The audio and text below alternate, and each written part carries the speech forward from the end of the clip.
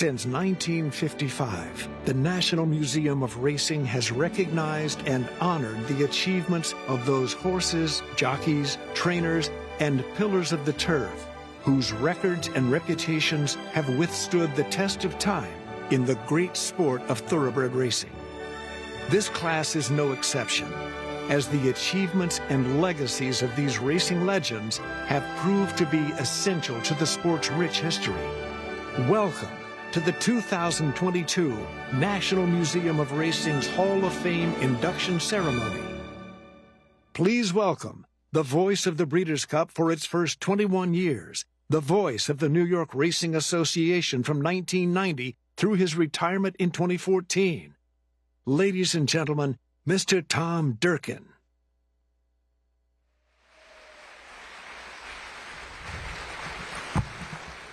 I got a promotion. I'm now Mr. How about that? Actually, before we get started, I want to remind you to please silence your cell phones under penalty of death if you don't.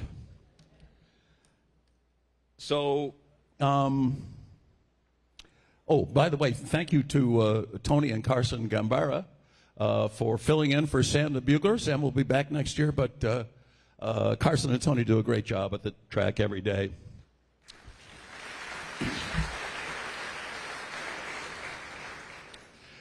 So welcome to the 2022 Hall of Fame induction ceremony. As you may know, the museum and the Hall of Fame sanctuary itself have undergone a very significant renovation, the highlight of which is the magnificent new 360-degree film experience. It is, if you haven't, you must go see this.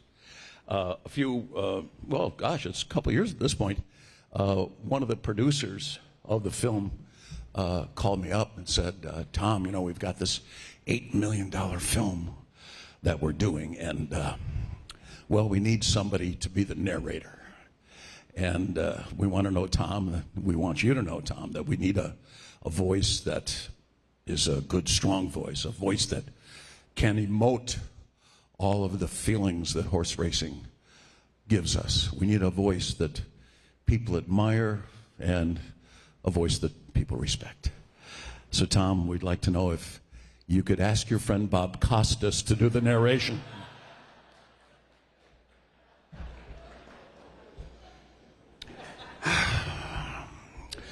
But the film is not all that is new at the museum, not by a long shot, if you'll excuse the racing patois pun. Oh, those P's really pop on this mic. The 2022 Museum of Racing is not your grandfather's museum.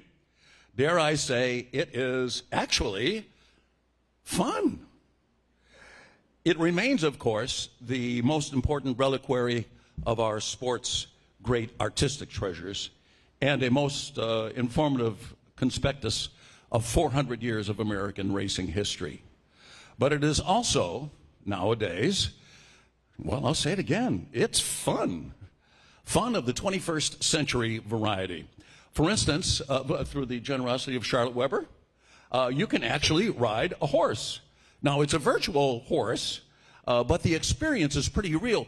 You get on this mechanical horse, and in front of you is this television monitor, and it puts you right in the thick of a horse race, and you're the jockey, and you can control the speed with the reins, and you've got your stirrups up high, like real jockeys, and it puts you right in the middle of the race, and you can steer the horse outside and in, and if you go too fast in the beginning, like my horses that I bet on frequently do, you fade at the end, and you lose.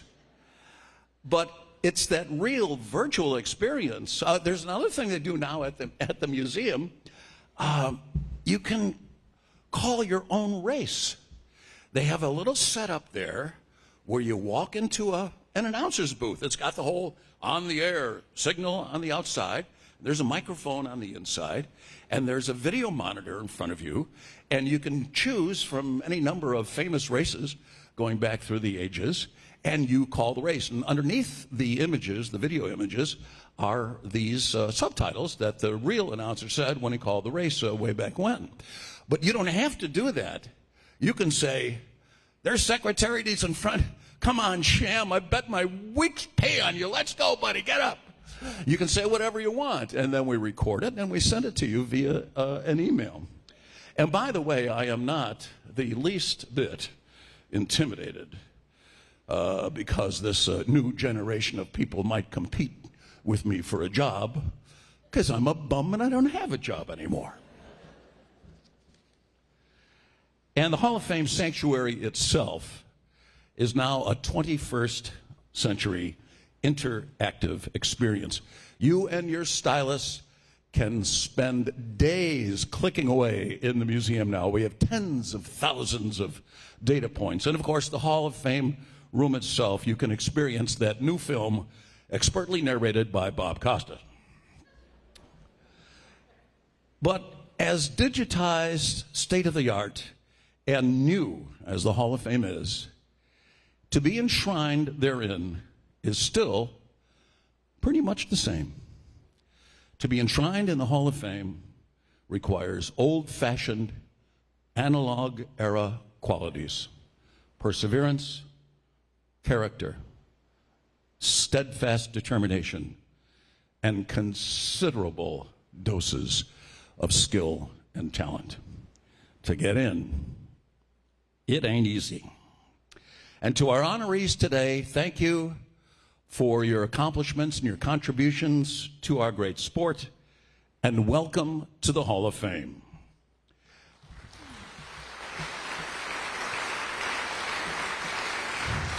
And to bid you an official welcome to the Hall of Fame is our director, Kate Masterson. Kate.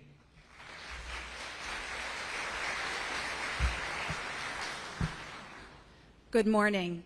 On behalf of the Board of Directors of the National Museum of Racing and Hall of Fame, welcome to this year's induction ceremony.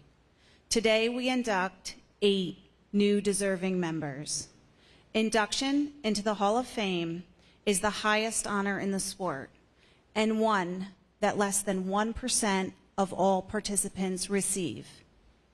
While you are in Saratoga this season, we invite you to visit the museum to view our 2 new exhibitions, the interactive Hall of Fame plaques, and experience the 16-minute signature film, What It Takes: Journey to the Hall of Fame. I believe we have achieved the board's goal of becoming the best sports Hall of Fame in the country. Congratulations to this year's inductees.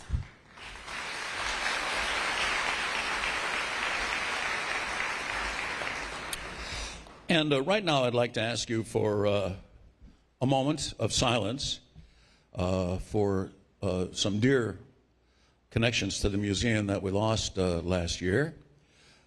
Hall of Fame Pillar of the Turf Richard Duchessois, longtime President John Von Stade, and longtime museum historian Alan Carter.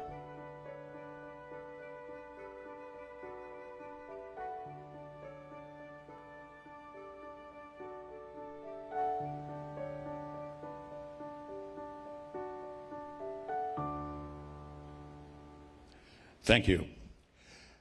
Now let's bring up Hall of Fame nominating committee chairman, as we do every year, Ed Bowen.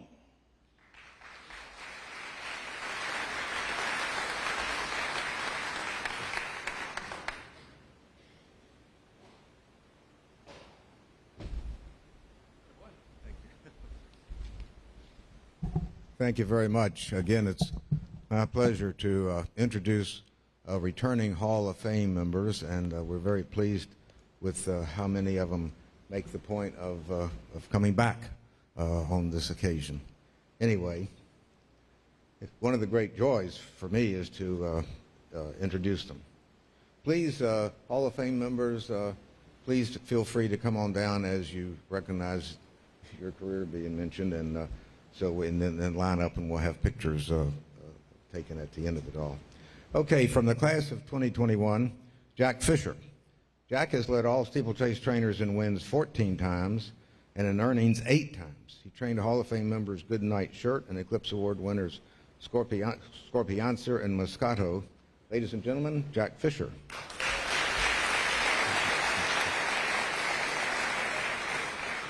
A trainer with a special connection to today's ceremony is Mark Cassidy, whose great filly Tepin is joining the Hall of Fame class this morning. From the class of 2020 himself, Mark has won more than 3,300 races, including 5 Breeders' Cup events and 2 Triple Crown races. He has won a record 14 Sovereign Awards in Canada, including a streak of 11 in a row. Please welcome Mark Cassidy.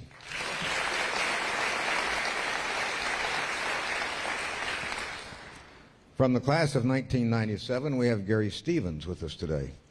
Gary won 5,187 races in North America, including 11 Breeders' Cup events and each Triple Crown race 3 times. Gary, who won the 1998 Eclipse Award, starred in Seabiscuit and Luck, a couple of great movies, and delivers expert racing analysis now for Fox Sports. Ladies and gentlemen, Gary Stevens.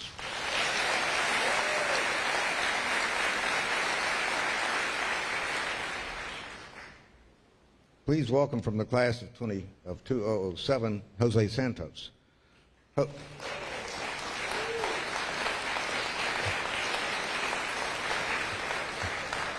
Jose earned the Eclipse Award in 1998, won each of the Triple Crown races and 7 Breeders' Cup events. He led all riders in wins each year from '86 through 1989 and retired with 4,083 wins. From the class of 2016, welcome Ramon Dominguez. Ramon.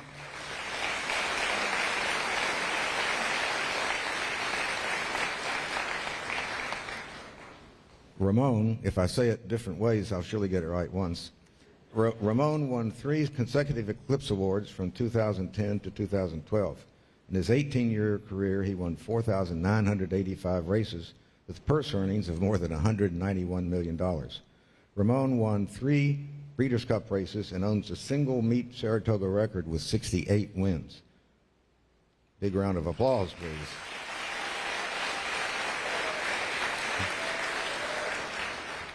From the class of 1992, we're pleased today to have Sandy Hawley with us.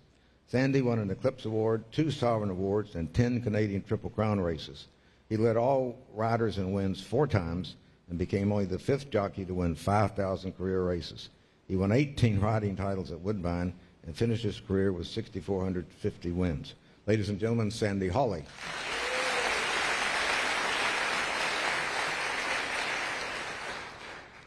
From the class of 2017, Javier Castellano is also with us this morning. Javier has won more than 5,500 races and ranked second all-time with earnings of more than $371 million.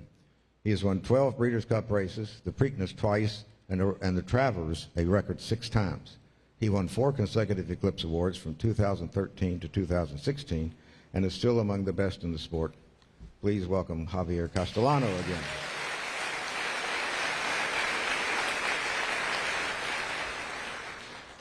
One of only 10 jockeys with more than 7,000 wins, Edgar Prado was inducted into the Hall of Fame in 2008.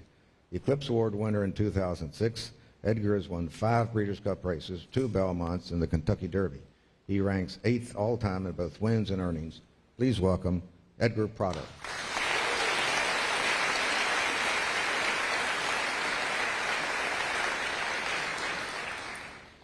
From the class of 2005, we have Nick Zito. Nick has won more than 2,000 races with purse earnings of more than $112 million. He has won the Kentucky Derby and Belmont Stakes twice each, the Preakness once, and a pair of Breeders' Cup races. Both of his Belmont winners, Birdstone and Natara, denied Triple Crown bids. Please welcome Nick Zito.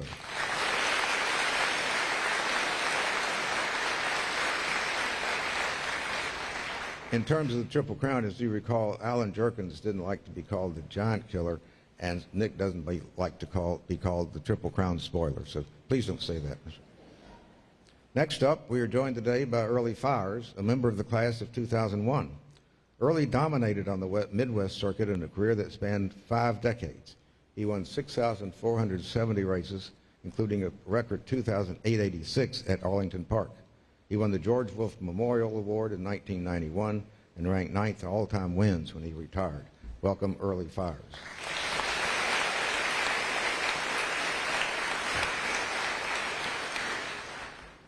So, ladies and gentlemen, again, greatness collected. –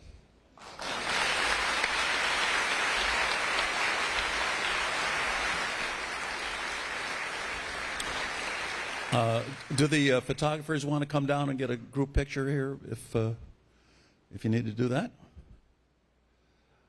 Well, we've seen you guys all before, so don't worry about it. Congratulations, gentlemen. Good to see you again.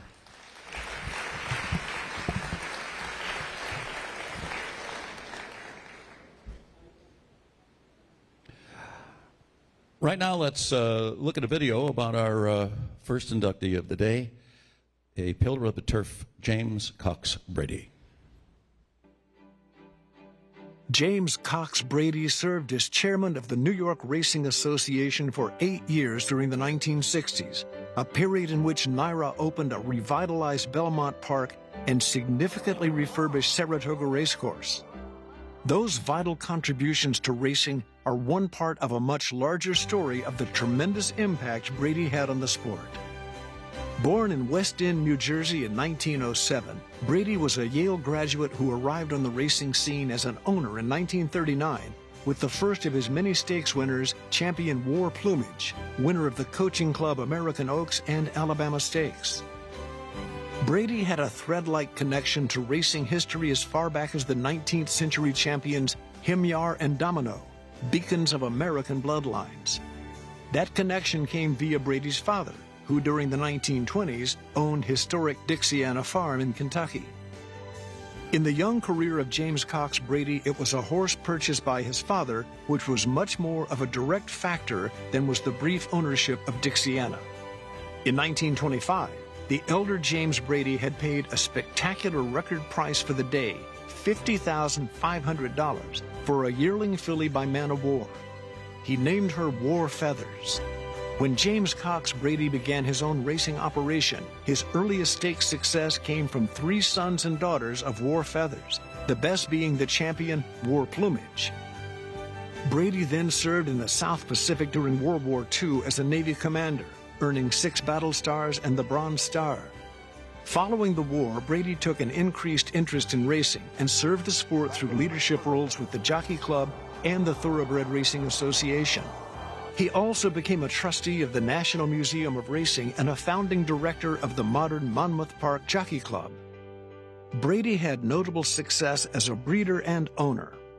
Along with War Plumage, Brady campaigned major stakes winners Artismo, Casemate, Landlocked, Secret Meeting, and Upswept, among others. From 1938 through 1970, Brady's horses won 234 races, with purse earnings of more than $2 million. In 1961, Brady was elected to the Jockey Club.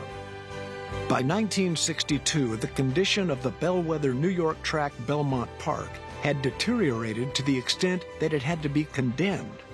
Thus, Brady and his compatriots leading NYRA faced a huge undertaking.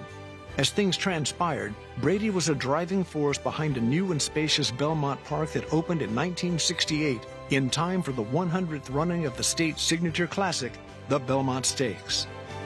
While the ability of the New York sportsman to retain physical management of the racing game in those years had been paramount, Brady also found ways to refine and improve the sport he had grown to love. As recounted by Kent Hollingsworth, editor of The Blood Horse, while the rebuilding of Belmont Park was the most obvious, there were other accomplishments during Brady's 8-year tenure as head of NYRA. He rendered structurally sound while retaining the aging dignity of racing's Dowager Queen, Saratoga.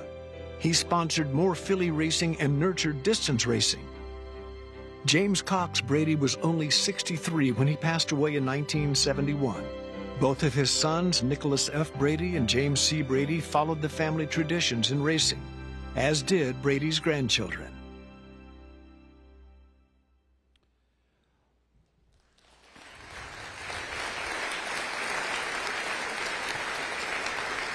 And accepting on behalf of Nicholas Brady is a man whose signature was one of the most sought after in the United States of America for a number of years. That's because his signature appeared on every piece of American currency as he was the Secretary of the Treasury of the United States. Please welcome James Cox Brady.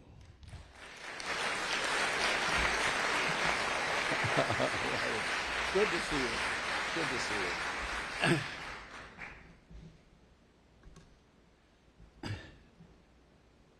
Thank you, Tom, and the Racing Hall of Fame for this great honor for my father. Hold on for 1 second. We got to get your mic up here a little bit. We'll talk into that pretty Yeah, okay, thank you. Dad was a horseman through and through. He loved to ride to the hounds, compete in steeplechase races, and just go out for a ride with his family. He developed his fondness for horses from his father at an early age and gave back so many ways to make the sport better. One might say it's all started 97 years ago when his father purchased War Feathers, who was to be the foundation of his breeding stock. Unfortunately, Dad died 2 years later. His father died 2 years later, and Dad took over the stable at the age of 21.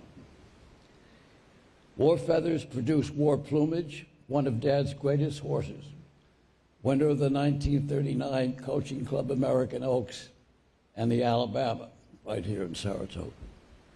Dad had winners here and abroad, winning the Epsom Oaks with Long Look and the Irish Cambridgeshire Handicap with Hibernian. He loved every aspect of the sport, breeding, racing, and especially the people, whether on the black backstretch or out at the day at the races with his family and friends. During his years as chairman of the New York Racing Association, vice president of the Jockey Club, and a founding member of Monmouth Park, to name just a few of the things he did, he worked to develop and improve the industry. Yet his greatest thrill was seeing his horses run. In an interview, he recalled a day at the races in 1953 with his two daughters, Elliot and Lisa, where he had two fillies running, secret meeting in the Acorn, and plumed in an allowance race. When both fillies won, he recalled fondly his daughter Elliot saying, "Dad, what an unbelievable day." After he passed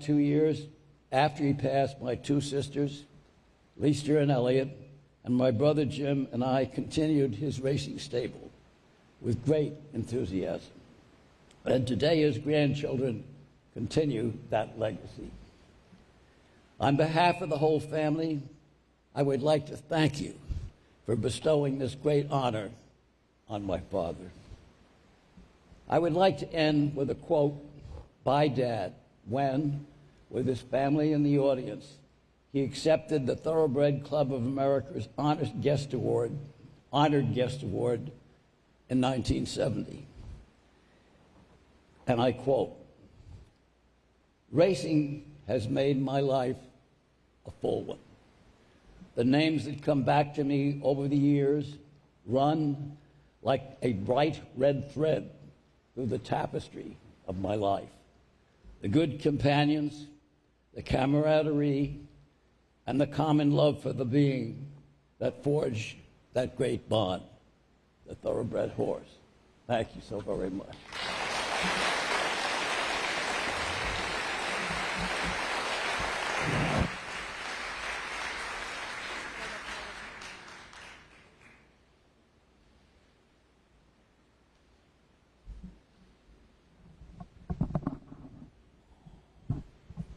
Nicholas Brady not only has made many contributions himself, much like his dad, to thoroughbred racing, but also many contributions to the United States of America, and we thank him for everything he's done on both ends.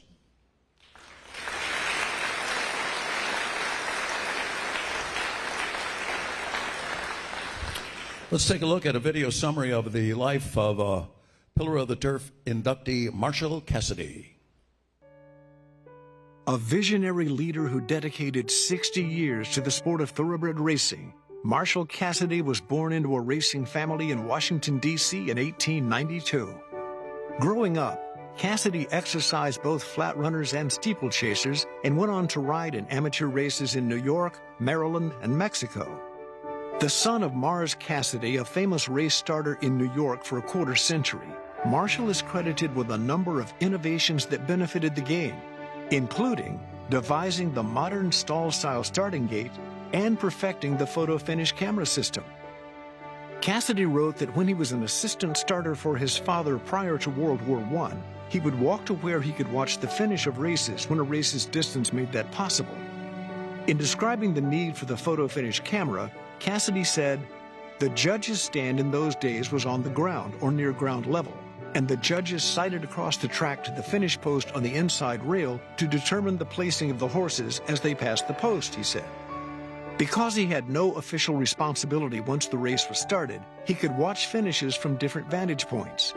"It did not take me long to realize that the judges' order of finish was not always correct," Cassidy said. "As a matter of fact, one day at Saratoga, I saw a horse on the extreme outside rail win by a full length, yet was not placed among the first three by the judges." Cassidy later became director of racing for the New York Racing Association from 1963 through 1968, and also served as executive secretary of the Jockey Club. During his long association with thoroughbred racing, Cassidy was also a hot walker, groom, blacksmith, patrol judge, and steward. He was honored by the Horsemen's Benevolent and Protective Association at its 1955 National Convention for his contributions to racing, and was the Thoroughbred Club of America's honored guest 2 years later. Along with the starting gate and photo finish camera, some of Cassidy's other significant contributions to the sport included inventing the electric timer, developing the film patrol for stewards to evaluate inquiries and foul claims, introducing saliva testing of horses and pre-race veterinary exams, starting the Jockey Club School for race officials, and founding the Jockey Club Roundtable Conference, held each August at Saratoga for industry leaders to exchange views on matters pertaining to racing and breeding. Reflecting on his career, Cassidy demonstrated his humble nature and gave full credit to others. Beginning a 12-part series of recollections for the Blood Horse in 1967, Cassidy wrote, "Those actually deserving the credit were the wonderful men for whom I worked. They not only permitted me to make changes, but furnished the money necessary for the projects, and all the final decisions were dependent on them." Cassidy died in 1968 at the age of 76 in Glen Cove, New York. Following his death, the New York Times praised him for his passionate honesty, indefatigable energy, and fertile imagination.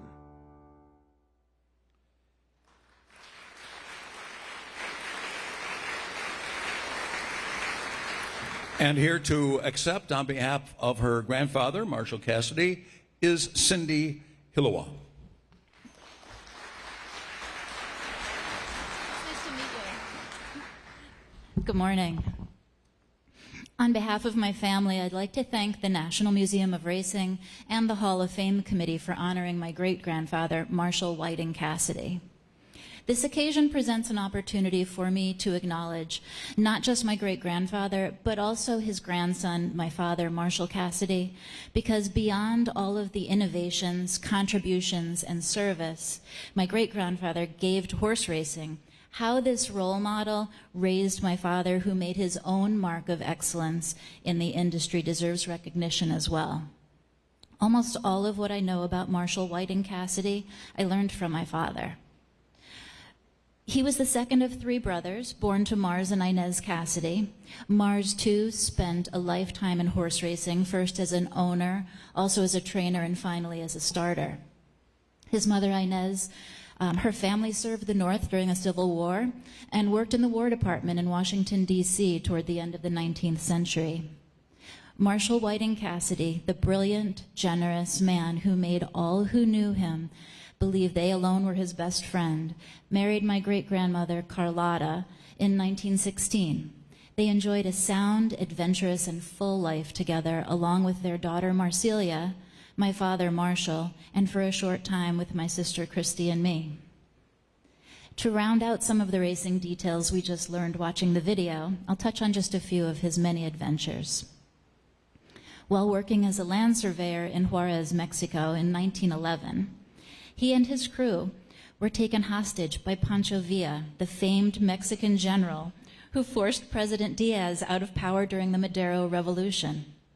Marshall and his fellow hostages knew they were to be tortured or worse, so they attempted an escape, and though sadly many did not succeed, fortunately for all of us, Marshall and one other safely made it back across the border. Shortly thereafter, and ever the entrepreneur, he developed a parking lot and taxi service company in Arizona connecting Globe and Phoenix over a corduroy road. And beyond driving in Arizona, Marshall also brought his taxiing talents to Hollywood and was known to drive Spencer Tracy and Katharine Hepburn home from late-night parties. Marshall served our country in the Army during and after World War I, and his job was to train recruits how to drive the Army trucks. He later became a millwright in Houston.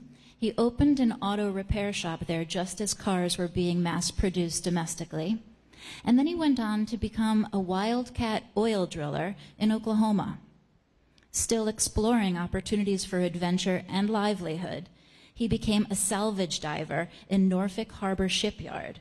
According to my father, this meant he was outfitted with a metal helmet, lead-weighted boots, and an air hose, which is an image I can barely reconcile. Then, in the 30s, Marshall attained a pilot's license to fly for both pleasure and profit to his many jobs in horse racing. He once landed his plane in the infield of Belmont Park simply because he wanted to fly to work.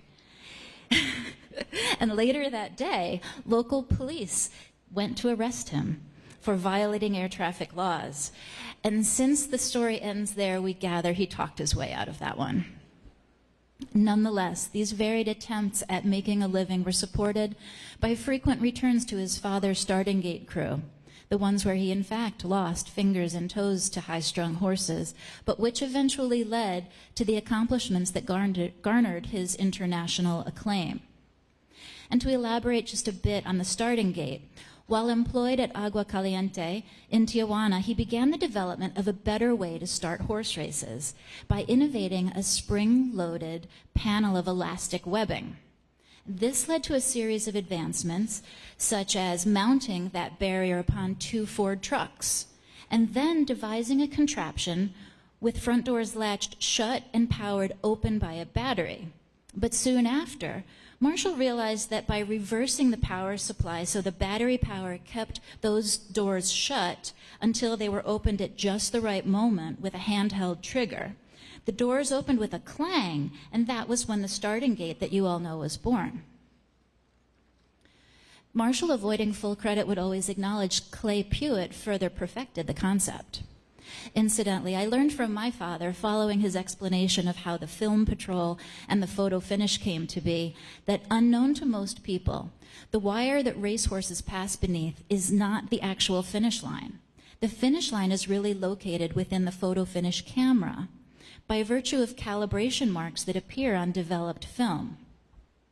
As thoroughbred horse racing continued to evolve and the stakes were literally raised, the New York Racing Commission was formed, and then together with the Jockey Club hired Marshall to clean up racing, following Depression-era scandals like sponging and drugging, ringers, and bribery. Some of Marshall's efforts in that regard included developing the horse identification system to prevent deception, the Jockey Club's School for Race Officials, and a school for jockeys. I'll always remember being told that when asked if his many contributions were patented, he would casually say, "Of course not. I did those for the good of horse racing." Along with integrity, he valued friendships. Having such a natural aptitude for connecting with others, Marshall had friends on the backstretch, in the clubhouse, and in racing circles around the world. One such friendship was with another pillar of the turf, Alfred Vanderbilt. In letters with Marshall, Vanderbilt entrusted care of his breeding farm and racing stables to my great-grandfather, while Vanderbilt served in the Navy during World War II. The personal letters they exchanged are an eloquent testament not only to the lost art of letter writing, but also to the warmth and respect between dear friends.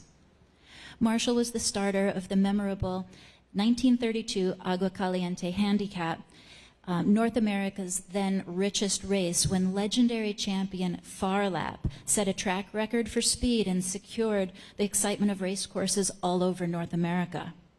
Marshall called Farlap the greatest horse I ever saw, and I know he saw all the best ones of his time.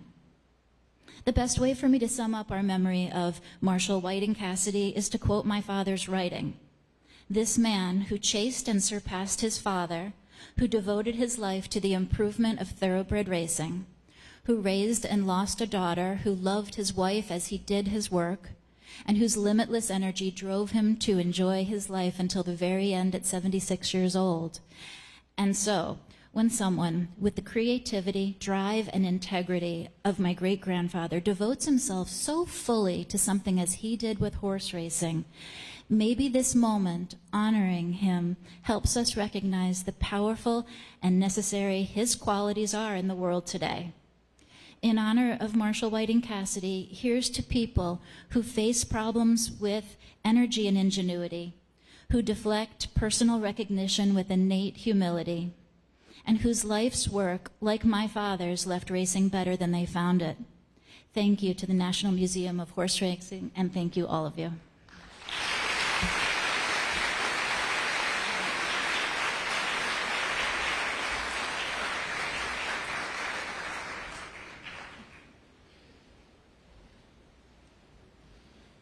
Was there any job he didn't do? I know.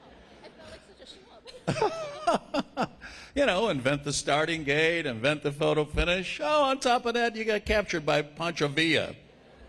That was one interesting life, Sidney. Thank you.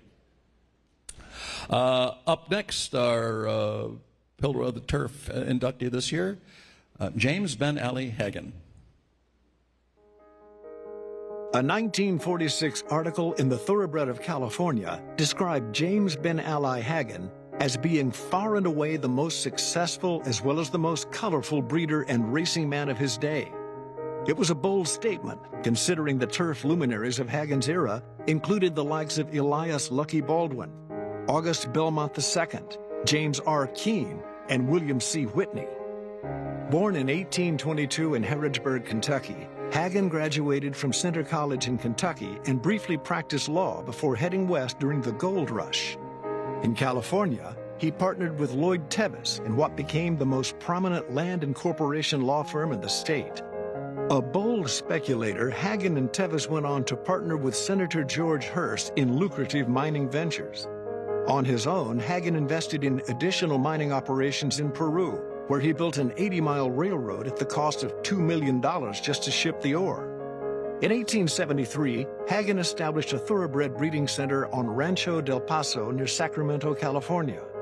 By the 1880s, the ranch was the world's largest thoroughbred nursery, and Haggin was campaigning several prominent racers, including future Hall of Famers Ferenzi and Salvatore. Both horses surpassed $100,000 in career earnings, an extraordinary sum for the time. Haggin raced primarily on the West Coast until the mid-1880s, when he established a stable in New York. In 1885, Haggin won the Belmont Stakes with Tyrant, and the following year won the Kentucky Derby with Ben Ali, who was named for his son. Haggin significantly reduced his racing stable in the 1890s to focus on his breeding interests. From Australia, he imported Sir Modred, who became the leading sire in America in 1894. Haggin also imported several notable sires from England. Records from 1892 state 117 horses bred by Haggin were winners of an astonishing 500 races that year. In 1897, Haggin began to concentrate his breeding operation in Kentucky with the acquisition of Elmendorf Farm. Haggin expanded the property significantly with purchases of surrounding land parcels. He eventually owned more than 8,700 acres in Kentucky. Haggin's breeding exploits impacted the sport at the highest levels. He bred 6 horses that won races in what would later become known as the Triple Crown Series. Preakness Stakes winners Old England, Cairngorm, and Rhine Maiden. Belmont Stakes winners Comanche and Champion Africander. And Kentucky Derby winner Stone Street. In 1903, it was reported that Haggin owned 562 broodmares and had more than 1,000 total horses at Elmendorf in addition to his stock in California. That year, Haggin won the Travers Stakes at Saratoga with his homebred filly Adonai. Haggin had previously bred 1890 Travers winner Sir John. The New York Times said Haggin owned 3 times as many thoroughbreds as any man in the world. In 1904, when about 7,000 broodmares were registered with the Jockey Club, records showed that 1,500 of the 7,000 were owned by Haggin. At that time, he owned in addition some 60 stallions, 500 yearlings, and 500 other horses in training at various tracks. He maintained 4 private racing stables while his colors flew over every track. In 1905, Haggin pared down his expansive holdings when he sold 20 stallions and more than 500 mares, yearlings, and 2-year-old fillies at Rancho del Paso. In the next few years, Haggin sold 33 more stallions and 483 mares from Elmendorf to interest throughout the world, including buyers from Argentina, Australia, and Germany. Haggin died in 1914 at the age of 91 in Newport, Rhode Island.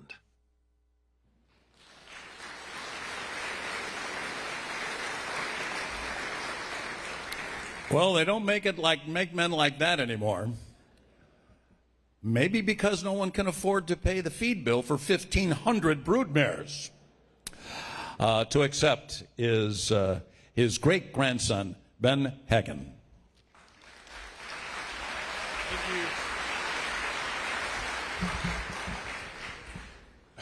you. Wow. When I was called about this honor 4 months ago by my good friend D.G. Van Cleef, I immediately started sweating. I knew I would be the family member perhaps tapped to give the address, and I never spoke to my great-great-great-grandfather, who was born literally 200 years ago this year. So I think I've heard plenty of tales from our family that I can accurately represent and speak perhaps what James Ben Ali would have said. The entire Haggin family is honored that James Ben Ali Haggin has been selected to be a pillar of the turf. Thank you very much to the committee. We are truly honored. The video that was produced tells you so much about James Ben Ali, but I wanted to mention a few things as well that I think are worth noting. Number one, James Ben Ali Haggin had deep Kentucky roots. His grandfather was actually one of the original settlers of the state of Kentucky, the Commonwealth of Kentucky. And he is thought, Captain John Haggin, he was thought to actually operate the first racetrack in the state. Although James Ben Ali Haggin immigrated to California to chase the gold rush, his roots for Kentucky ran deep, as evidenced by Rancho del Paso, where he continued to love the land, he loved the horses, he loved to compete. Obviously, he raced in California, but at that time to ship horses to the east and win races such as the Kentucky Derby and the Belmont Stakes, the guy loved the action. When he came back to Kentucky and created the 8,700-acre Elmendorf farm, which was clearly a showplace, clearly bred great horses and won many more races, it's interesting to note that the current day site of Elmendorf, farms that we all know that are great nurseries in the bluegrass, that's where they sit, starting with Mount Brilliant, Dixiana and Domino, Spendthrift, and Gainesway. All great farms, all on that same bit of land. Finally, I just wanted to say that the Haggin family remains very committed to racing. Many of us are still involved. We breed, we race, we have farm managers in the family. We have folks that are involved, or relatives that are involved in the service part of the industry. We love thoroughbred racing, really love thoroughbred racing, and we're eager for many generations of Haggins to continue moving this great industry forward. Thank you very much.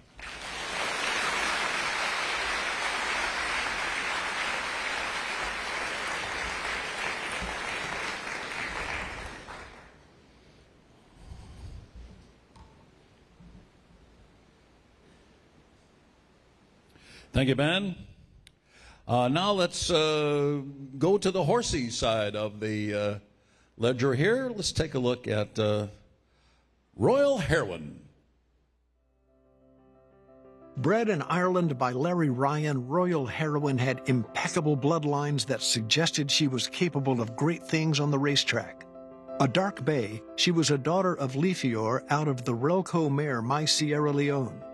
Leafior was the son of 2-time leading French sire and Group 1 winner Liefard. Relco, meanwhile, won or placed in 11 of 13 career starts, including a victory in the 1963 Epsom Derby. Royal Heroine was campaigned by Englishman Robert Sangster, who had developed an international racing and breeding empire. Sangster engaged the legendary Sir Michael Stout to train Royal Heroine when she began her career in Europe as a juvenile. After finishing fourth in her debut at England's Doncaster Racecourse on June 26, 1982, Royal Heroine broke her maiden next out at Newmarket on July 7. 2 weeks later at Ascot, she stepped into the stakes competition, winning the listed Princess Margaret by 2.5 lengths. Royal Heroine raced once more that year, finishing second to multiple Group 1 winner and future champion Habibti in the Group 2 Lowther Stakes at York. As a 3-year-old, Royal Heroine won the Group 3 Child Stakes at Newmarket, the listed Scepter Stakes at Doncaster, and the Group 2 Prix de l'Opera at Longchamp in France before Sangster made the decision to send her to America. After 11 starts in Europe, Sangster took aim at California and transferred Royal Heroine into the barn of trainer John Gosden. After finishing off the board in her American debut in the Grade 1 Yellow Ribbon Stakes in early November 1983 at Santa Anita, Royal Heroine was entered in a division of the Grade 1 Hollywood Derby. With new rider Fernando Toro in the irons, Royal Heroine defeated multiple Grade 1 winner Interco by 3/4 of a length to earn her first victory in the United States in the final start of her sophomore season. Returning to the races at Santa Anita as a 4-year-old, Royal Heroine was injured in the Grade 1 Santa Ana Handicap and sidelined 3 months. Upon her return in June, she defeated males, including multiple graded stakes winner Belle Bolide in the Grade 3 Inglewood Handicap at Hollywood Park. 2 weeks later, Royal Heroine bested multiple Grade 1 winner Adored in the Grade 2 Beverly Hills Handicap at Hollywood. Next out, she crossed the finish line first, but was placed third by disqualification in the Grade 3 Palomar Handicap at Del Mar. Royal Heroine then ventured outside of California to meet future Hall of Famer John Henry in the Arlington Million in Chicago. She acquitted herself well, finishing second to the legendary gelding and well ahead of the remainder of the field. Returning to her California base, Royal Heroine finished a strong second to multiple stakes winner Flag de Lune in the Grade 1 Ramona Handicap at Del Mar. With the inaugural Breeders' Cup taking place at Hollywood Park, Royal Heroine was returning to a venue she thrived at, having won all 3 of her previous starts there. The grand stage of the Breeders' Cup proved no different. With regular rider Toro aboard, Royal Heroine delivered a record-setting performance against a field of 9 elite males. And they're coming to the finish. Royal Heroine, a host of others closing in, but here's the wire, and Royal Heroine has won it. The final time was 1:32 and 6/10, a new North American record for turf. 2 weeks after the Breeders' Cup, Royal Heroine won her 5th race without a defeat at Hollywood Park, defeating graded stakes winner Reine Mathilde by a length in the Grade 1 Matriarch in her final career start. Royal Heroine was retired with a record of 10 wins, 4 seconds, and 2/3 from 21 starts, and earnings of over $1.2 million. She was voted the Eclipse Award for Champion Female Turf Horse for 1984. Here's the chairman of the Historic Review Committee, Mike Veach.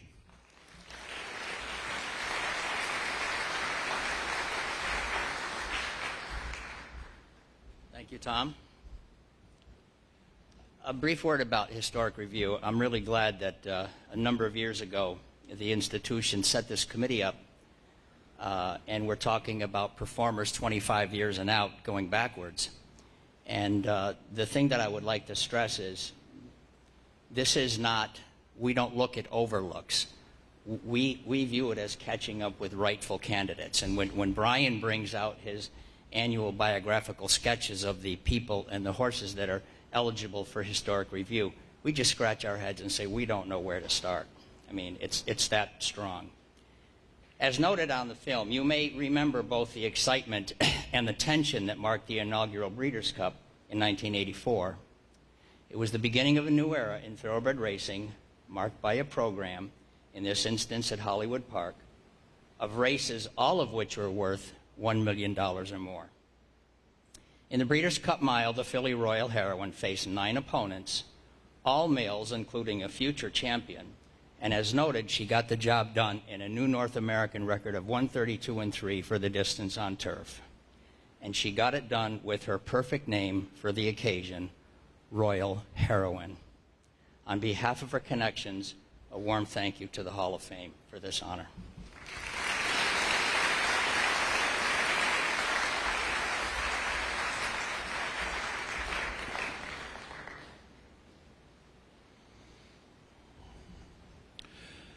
One of the great things about the Historic Review Committee, although I do remember Heroine, but it lets us know about people that we may have never heard of from times gone by that are greats of the game. Up until a couple weeks ago, I never knew who Oscar White was. Let's find out. A native of Pittsville, Maryland, Oscar White trained exclusively for the prominent racing stable of the Jeffords family from 1940 through 1978.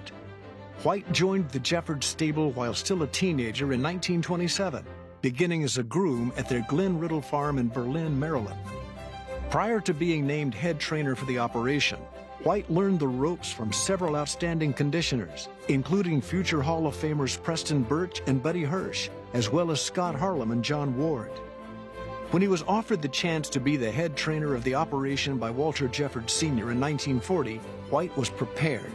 That fall at Bowie Racecourse in Maryland, White saddled 7 horses for Jeffords and won with 5, with another finishing second. Stepping up to the opportunity, White had arrived at his position through determination, study, and steely resolve after working his way up the ladder in the profession. Training exclusively for Walter Jeffords Sr., then later other members of the Jeffords family, White won the Belmont Stakes in 1945 with Pavot, and in 1952 with Horse of the Year One Count. White guided Pavot to an unbeaten 2-year-old championship season. After breaking his maiden on June 26, 1944 at Delaware Park, Pavot reeled off 7 consecutive stakes wins during the next 3 months.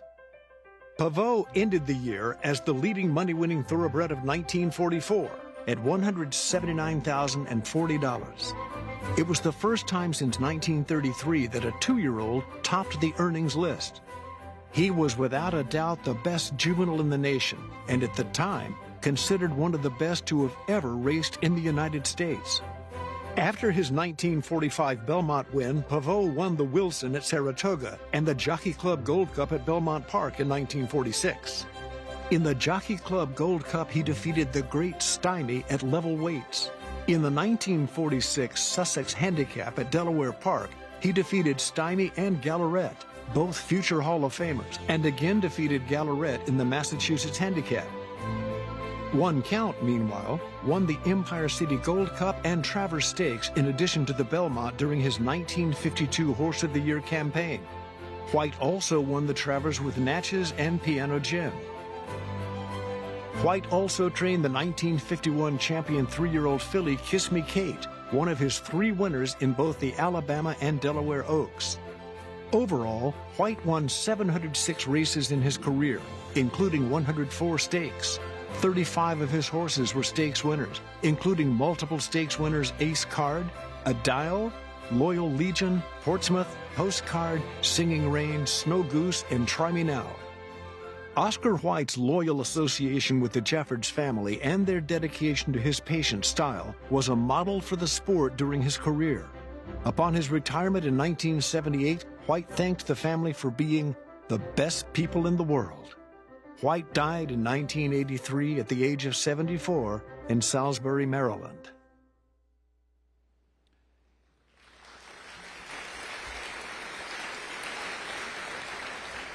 And here is Sally Jeffords to accept on behalf of Mr. Oscar White.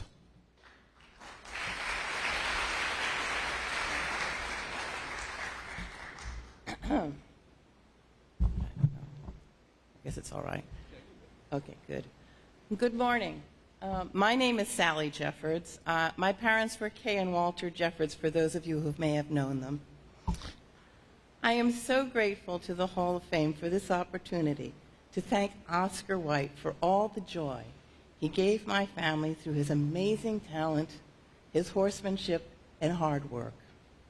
As you saw from the video, his accomplishments were many, and he did it all with homebreds. Legend has it that Oscar started as an exercise rider at 16 at our training farm in Berlin, Maryland. At that time, the farm was also home to all the horses in training from the Glen Riddle farm, owned by my great-great-uncle Sam Riddle, who, as you all know, owned Man o' War and War Admiral. Oscar was at the farm when Man o' War came home after his retirement from racing and took his final lap around the farm track. He was also there when War Admiral retired. All of Oscar's horses may have been homebreds, but they were all Man o' War progeny. He was witness to a golden age of racing, and he was right there, always doing what needed to be done to win. I knew Oscar myself as a young girl, when my father took over my grandparents' racing stable. Every Saturday in the spring, summer, and fall, we would go watch our horses run. We raced at Bowie, Laurel, Pimlico, Delaware Park, Garden State, Atlantic City, Belmont, and finally Saratoga. Always there waiting for us in the box was Oscar, and sometimes Mrs. White, too. Oscar may have been a quiet, thoughtful person, but so was my father. They had known each other for decades by that time. They spoke to each other in a kind of code about all the horses. After the races, we always went back to the barn for a parade review of the horses. Oscar and Dad would communicate with a look, maybe a raised eye, a few words, not much. But notes were always jotted down into their little black books. At the end of the day, we drove home with a thank you to Oscar and a see you next week. I miss those days. I miss those two men in their suits and ties and fedoras, an image I will keep in my mind forever. This is a well-deserved honor for Oscar White, and I am so happy to have had the opportunity to share a few words and memories about Oscar with you. Thank you.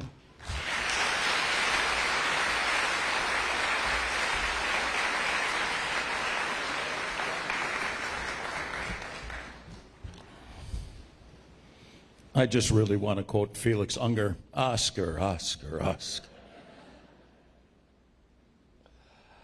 Thank you, Sally.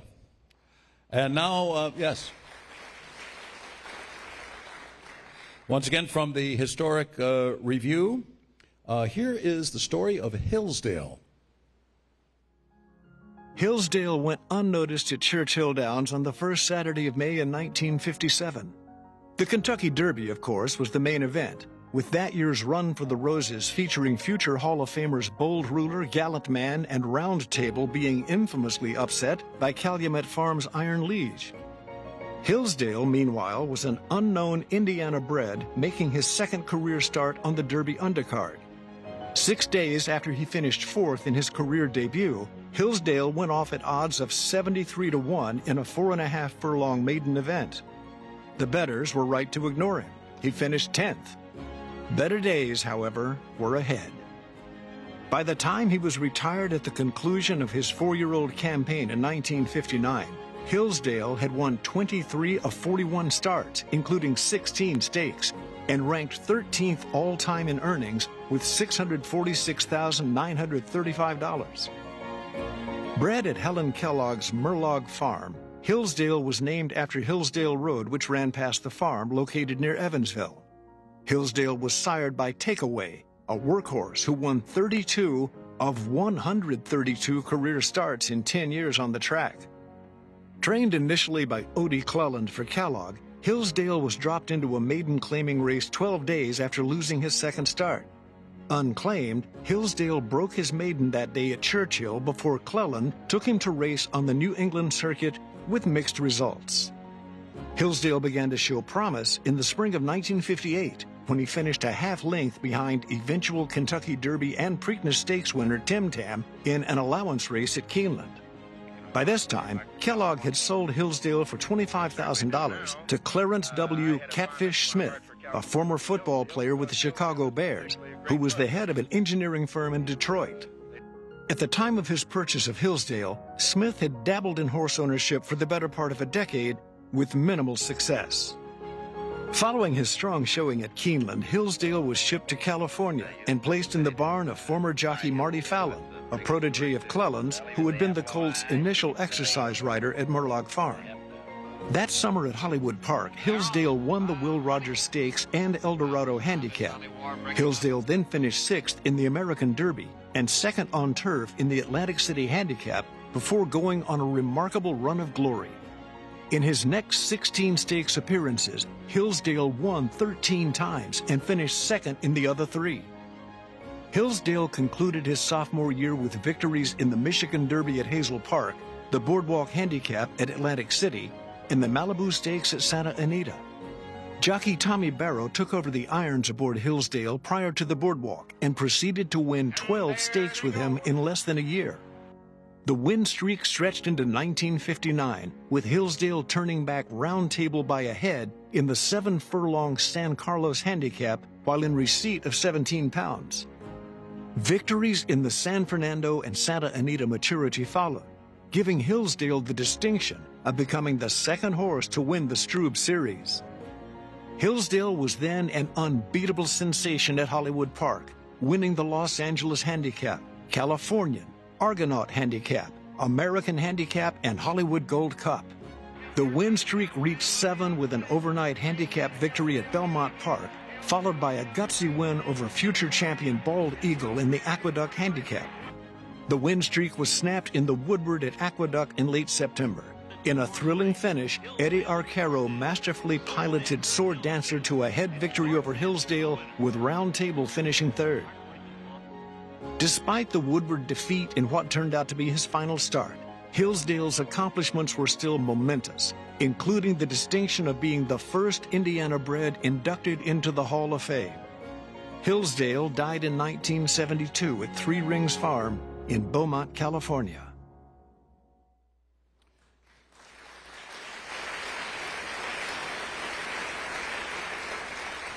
Here's the nephew of Hillsdale's trainer Marty Fallon to accept. Please welcome Pat McDonough.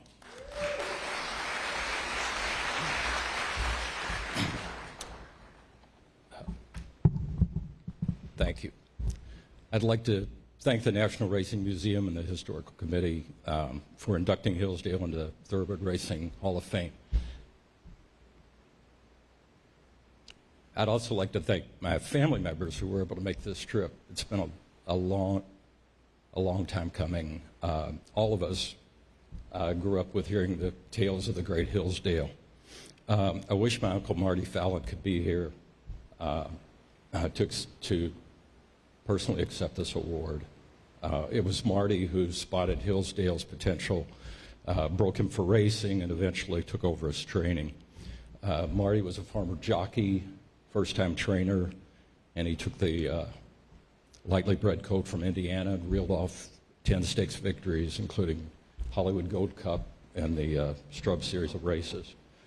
My uncle rode Hillsdale's grandsire, Anna Rode, and also rode Takeaway in his first victory. There's so many subplots to the Hillsdale story that we don't have time to get into now. I'd also, by the way, like to thank Eric Barrow, Tommy Barrow's son, who made this trip. Tommy rode Hillsdale and all the great victories that he had. So it was 63 years ago that Hillsdale was beaten by a neck by Sword Dancer in what was then called the race of the century for 1959 Horse of the Year honors. It would, unfortunately, be Hillsdale's last race. When Rich Strike crossed the finish line to win the Kentucky Derby, I thought about my uncle and many other trainers like him, like Lynn Whiting, Chip Woolley, even Jack Van Berg. Trainers that are indelibly linked with one horse in their career, but also trainers that are really the backbone of the industry, that get little recognition usually, but are great horsemen. In my uncle's long career, in nearly 13,000 starts, he had an amazing record of his horses being in the money 44% of the time. And just before he died, I took him to the backside of Churchill Downs one last time. And the first person we happened to come across was Carl Nafsker, who had just won the Kentucky Derby with Street Sense. And Carl was nearly came to tears. He was so gracious in thanking my uncle for how good and kind he was when he was a young trainer coming up. So I'll keep this brief. You don't know what it means to our family to have Hillsdale recognized as one of the greatest horses and to be worthy of the Hall of Fame. So thank you very much.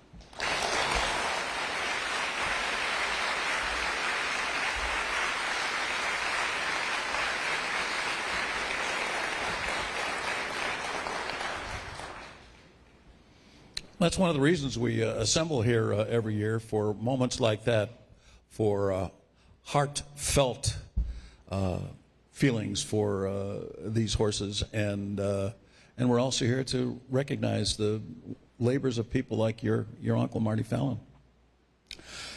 Right next, this is a pretty good horse, Beholder. Champion as a juvenile, champion as a 3-year-old, and twice champion as an older mare. Those are just some of the numerous remarkable exploits of the marvelous Beholder. In a 5-year career from 2012 through 2016, Beholder made 26 starts with 18 victories and earnings of over $6.1 million.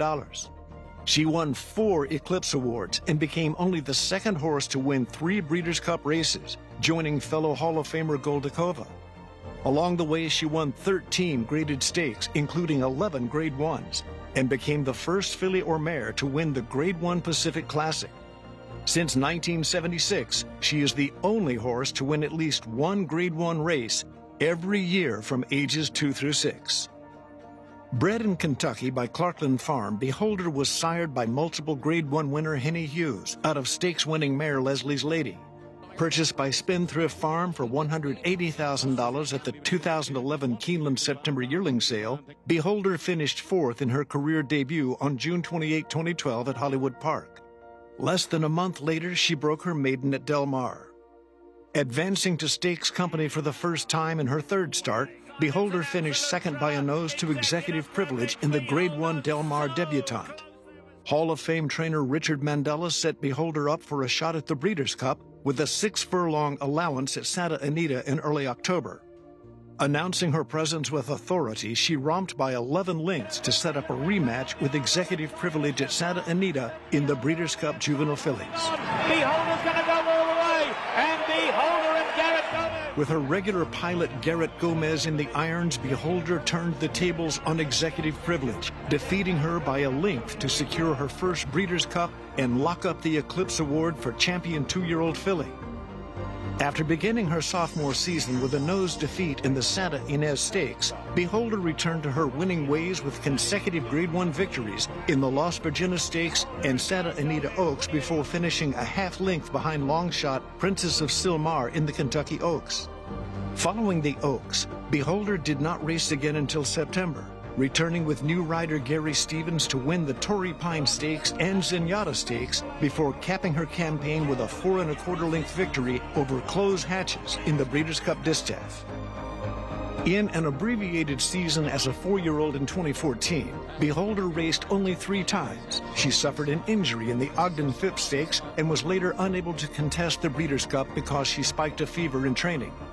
Spendthrift's owner, the late B. Wayne Hughes, had planned to enter Beholder in Faisy Tipton's November sale that year, but he changed his mind and decided she would remain in training for a 2015 campaign. Beholder was unbeatable upon her return at age 5, winning all 5 of her starts, including Grade 1s in the Clement L. Hirsch, Pacific Classic, and a 3rd consecutive Zenyatta Stakes. The Pacific Classic performance was one for the ages. The only female in the field of 9, Beholder cruised to an 8 1/4 length victory in the 1 1/4 test at Del Mar. Her time of 1:59.77 was the 3rd fastest in the history of the race, and her margin of victory was the 2nd largest. Beholder is absolutely poetry in motion. Beholder and Gary Stevens didn't win it. They romped in the Pacific Classic. Following the race, Hughes said Beholder was the first horse who has made me feel lucky to be her owner. Following the Zenyatta win, Mandela planned to take on the boys again in the Breeders' Cup Classic at Keeneland. But Beholder didn't handle the trip well. After arriving in Kentucky, she developed a fever and was scratched a couple of days prior to the race because of irritated lungs. Although she had to pass on the Breeders' Cup, Beholder was voted her 3rd Eclipse Award, this one as Champion Older Dirt Female. In her 2016 debut, Beholder won the Adoration Stakes at Santa Anita for the 2nd consecutive year. She then pushed her win streak to 8 with a victory in the Grade 1 Vanity Mile, defeating champion Stellar Wind to match Hall of Famer John Henry with a Grade 1 win in 5 consecutive years. Later in the year, Beholder returned to Santa Anita for one more Breeders' Cup run after missing the event the previous 2 years. The talented distaff field included Stellar Wind and the undefeated and odds-on favorite Songbird. Breaking from the outside post in the 8-horse field, Beholder tracked the leaders along the backstretch before moving alongside Songbird, entering the turn for home in what developed into a breathtaking dash for immortality. Stevens described the stretch run as a 1/4 mile of just a street fight. Songbird, Beholder, they are nose to nose. This race living up to its expected power as they come to the wire. They're noses apart. It's Beholder. I think she got her head down on the wire. The Breeders' Cup victory put a bow on Beholder's storybook career. More honors followed as she took home another Eclipse Award, her 2nd as Champion Older Dirt Female, and her 4th overall. In summing up his experiences with Beholder, Stevens said it was like driving a Mack truck with the speed of a Porsche and the brain of a rocket scientist.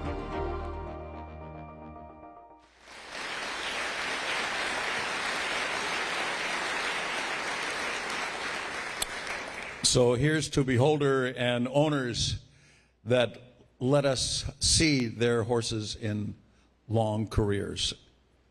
Right now, let's bring up the owner of Spendthrift Farm, Eric Gustafson.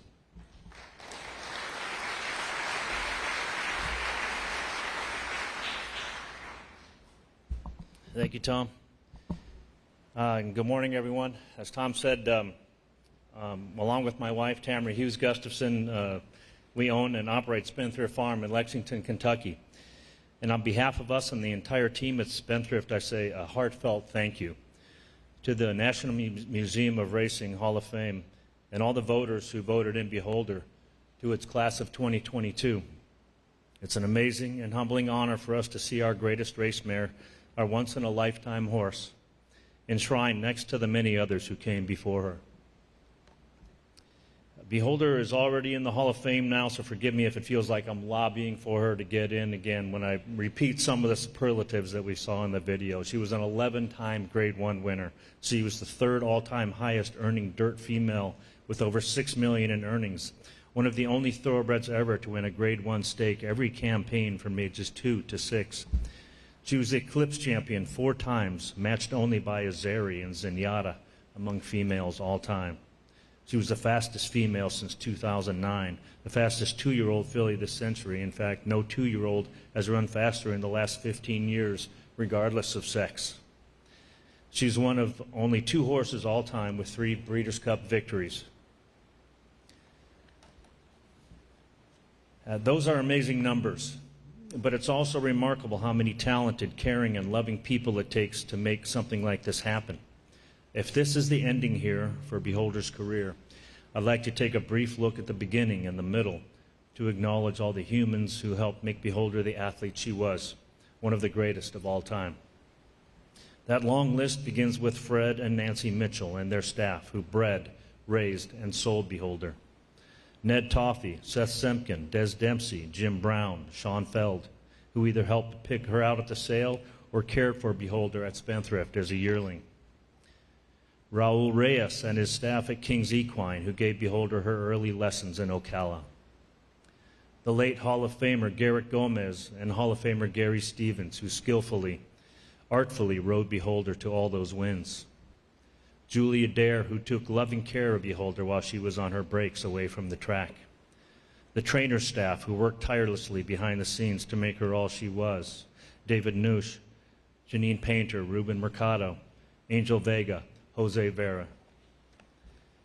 And especially the trainer himself, Hall of Famer Richard Mandela, who regrettably couldn't be with us here today, for his masterful horsemanship, patience, and judgment in managing Beholder's incredible career.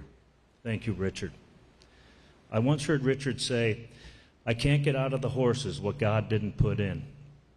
Well, thank you, God, for giving Beholder so much talent. And thank you, Richard, for getting it all out of her. There's one person missing on this list.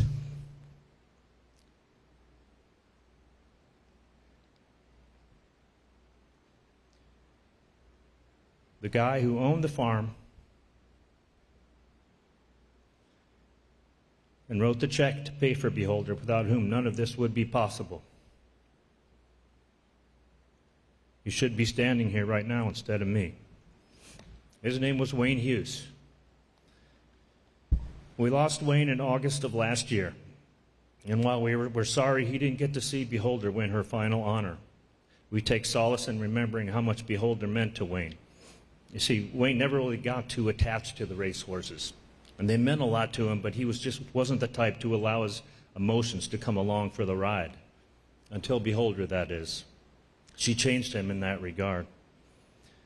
Following Beholder's impressive win against the boys in the 2015 Pacific Classic, as it mentioned in the video, Wayne famously said, "I've had a few good horses in the past, but she's the first horse that makes me feel lucky to be the owner.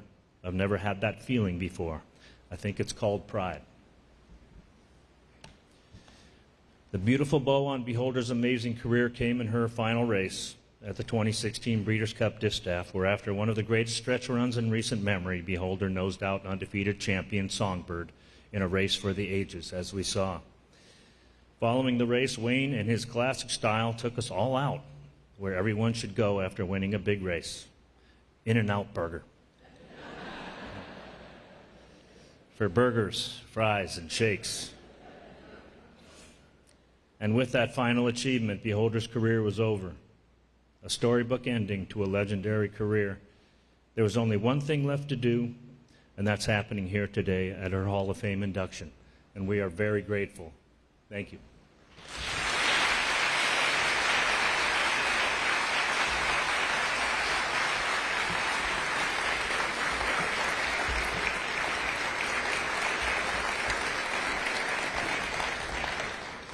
I like that idea about going to In-N-Out Burger right now, I got to tell you. But we don't have those in New York. But we do have Shake Shack in the paddock area, so you're invited there. Thank you, Eric. And now here another great racehorse, Tepin. Tepin wasn't an immediate phenomenon on the racetrack. She showed some promise as a 2-year-old, but a winless sophomore season relegated the Bay filly to afterthought status when she began her 4-year-old campaign in 2015. By the end of the year, however, on the strength of 3 Grade 1 victories and an Eclipse Award, Tepin was a no-doubt-about-it superstar, and the best was yet to come. Bred in Kentucky by Mockmer Hall, Tepin was sired by Bernstein out of the unraced Stravinsky mare Life Happened. As a yearling, Tepin was consigned to the 2012 Fasig-Tipton Saratoga Select Sale, where she was purchased by Robert Masterson for $140,000. Masterson turned the filly over to future Hall of Fame trainer Mark Cassidy, whose son Norman also played a key role in Tepin's day-to-day training. Tepin finished 4th in her career debut in September 2013 on the dirt at Churchill Downs. She broke her maiden next out a month later at 7 furlongs by 3 1/4 lengths over a Keeneland synthetic surface. Later that October, Tepin returned to Churchill for her first stakes race, finishing 3rd in the 1-mile Rags to Riches. She closed out her juvenile campaign with her best performance of the year, winning the Grade 3 Princess Stakes on the dirt at Delta Downs. As a 3-year-old in 2014, Tepin didn't accomplish anything of note, going winless in 4 starts. Julien Lepereau took over as Tepin's rider beginning in 2015, and he found immediate success with his new mount. Tepin began the season with an allowance victory at Gulfstream Park and followed with an impressive win in the Grade 2 Churchill Distaff Turf Mile. She stepped up again in June to earn her first Grade 1 victory in the Just a Game Stakes at Belmont Park. Tepin returned to Keeneland that autumn and won the Grade 1 First Lady Stakes, defeating My Miss Sophia and the talented European trio of Easter and Outstanding from the Irish barn of Aidan O'Brien and English standout Crowley's Law. Tepin was then entered in the Breeders' Cup Mile at Keeneland on Halloween. The race had not been won by a North American-based female since Royal Heroine, who won the inaugural edition at Hollywood Park in 1984. At odds of 7-1, Tepin was the lone North American entry at odds of less than 25-1. It is Tepin with Julien Lepereau. Mondial Least runs late to second, but Tepin has won the Breeders' Cup Mile. Cassie was in awe of her performance. To be in the same company with Goldakova, Miesk, and Royal Heroine beating the boys in the mile, I'm not sure I have the words, he said. Am I dreaming? She just continues to amaze me. Tepin was named the Eclipse Award winner for Champion Turf Female in January 2016. A month later, she opened her 5-year-old campaign with consecutive victories in the Grade 3 Endeavor Stakes and Grade 2 Hillsborough Stakes at Tampa Bay Downs. Next out in the Grade 1 Ginny Wiley at Keeneland, Tepin cruised to a 5-length victory in stakes record time of 1:40 and 53 hundredths for 1 1/16 on the turf. Nothing like turning the Keeneland lawn into your personal playground. It is all Tepin to win the Coolmore Jenny Wiley. The blistering performance convinced Masterson and Cassie to take on some of the best European milers in the Group 1 Queen Anne Stakes at Royal Ascot in England. Facing a top international field, Tepin made the front in the final quarter mile and held off a fierce late drive from Villardo to win by a half length. Tepin's victory was the first in the race by a horse based outside of Europe. Nearly 3 months later, Tepin showed up in Canada to win her 8th consecutive race, the Grade 1 Woodbine Mile, again defeating a field featuring accomplished males. She raced twice more, finishing second in her attempts to repeat in the First Lady at Keeneland and the Breeders' Cup Mile at Santa Anita. Tepin repeated as the Eclipse Award winner for Champion Female Turf Horse. Tepin's final record was a magnificent 13 wins, 5 seconds, and 1/3 from 23 starts with earnings of over $4.4 million. When she was retired following her 2016 season, Tepin had won 11 graded or group stakes at 8 different tracks, beat the boys on 3 occasions, won in 3 different countries, and was a multi-year champion who was beloved throughout the sport.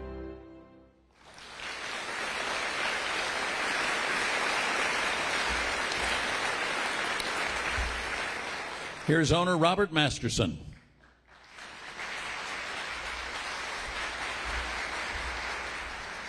Thank you. Thanks, Tom. Good morning. Tepin, what a great honor. I often get asked, how did you come up with the name Tepin? I mean, is it something you just made up, or is it some particular language? And actually what it is, it's a Coachella Indian word, and it means racing. And in hindsight, it becomes a great name because you have a horse that raced at 11 different racetracks and won or placed at 11 different racetracks. Raced in 3 different countries, and as you saw in the video, beat the boys in group or grade 1s in 3 different countries. The other thing she did it on all track conditions, whether it was fast, whether it was good, whether it was muddy. And even when she got to Royal Ascot after 4 days of rain, we called it a quagmire. It was up to her knees when she was racing at Royal Ascot. But the one thing about Tepin that I really admired was the more she raced and the more success she had, the greater the following she seemed to get from the people. The fans seemed to start to really love her. The first time I recognized it was when she overcame a 13-length deficit to win the Grade 2 at Tampa Bay Downs. When she crossed the finish line, there was just this eruption of applause. It was like a crescendo in a concert. It was so good.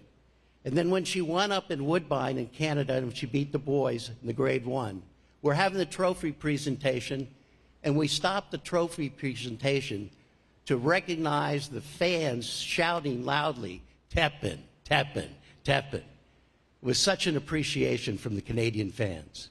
And then again, when she finished second in the grade 1 at Santa Anita at the Breeders' Cup, when she was leaving to go back to the barn, the grandstand started going, Tepin, Tepin, Tepin.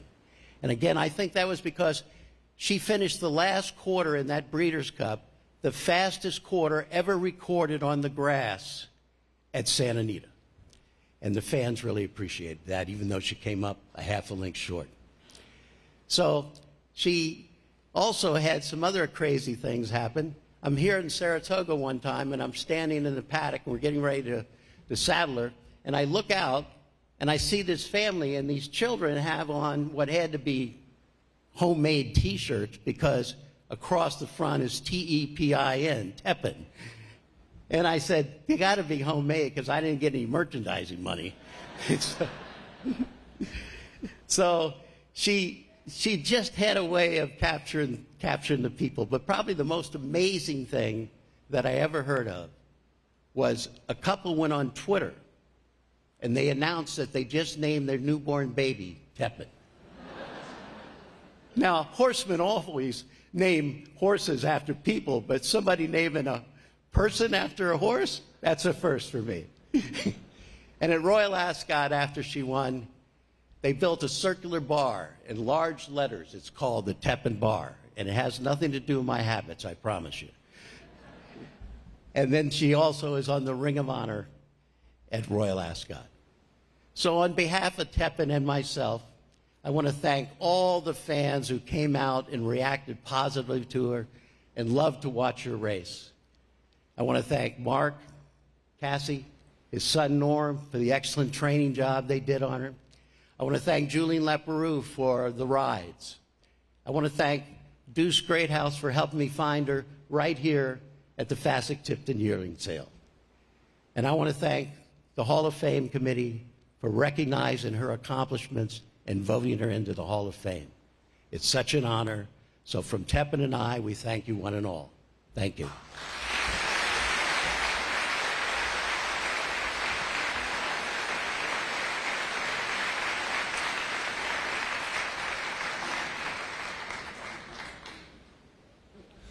Well, it's horses like Tepin and owners like Robert that really make this game great. And folks like you and our fans that make it great. And we want to thank you for coming out today.